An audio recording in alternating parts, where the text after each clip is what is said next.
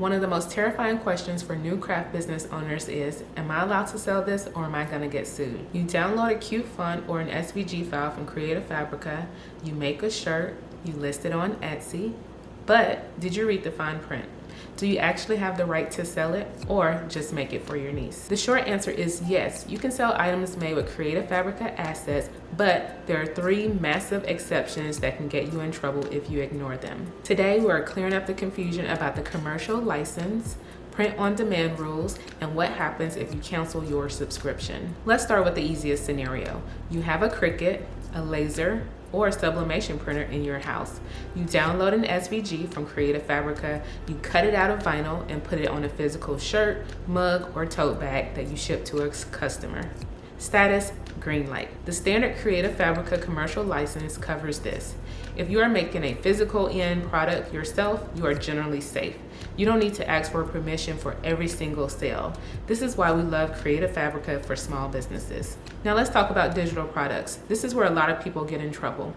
Can you download a font or graphic from Fabrica and use it to make a digital planner, a printable invitation, or a wall art PDF to sell on Etsy? Status, yellow light, proceed with caution. You cannot just download an SVG, rename it, and resell it as your own SVG. That is theft. Even if you bought it, you don't own the copyright. To sell a digital product, the design must be modified and flattened. Modified means you must add value. Don't just put a clip art flower on a white background. Combine it with text, other elements, and make something new. Flattened. The customer cannot extract the original element. If you sell a PDF, make sure the layers are merged so they can't just steal the clip art you paid for. Here's the big one for 2026. Print on demand.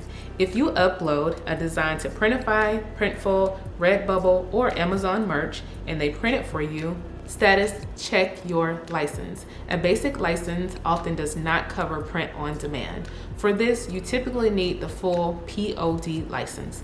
This is usually included in the all access subscription, but not always in the freebies or one-time purchases. If you're doing print on demand, do not guess. Go to your Fabrica account, check your subscription tier, and make sure it says full POD explicitly. Otherwise, you are technically violating the terms. And finally, the question everyone asks is, Bird, if I cancel my $47 annual subscription, do I have to take down all of my product listings? The rule usually works like this. Any product you already created and listed while your subscription was active, you can keep selling it forever. That license is yours. However, you cannot download a file today, cancel your subscription tomorrow, and then use that file to create a brand new product next week. The license covers you for creation while you are a member. So if you plan to keep launching new designs, keep the subscription active. Fabrica is an amazing tool for us, but you have to play by the rules to keep your business safe. Read the license for every single download. It's boring, but it's business. Let me know if you use Fabrica for any products that you make and sell, and check out my other Fabrica videos.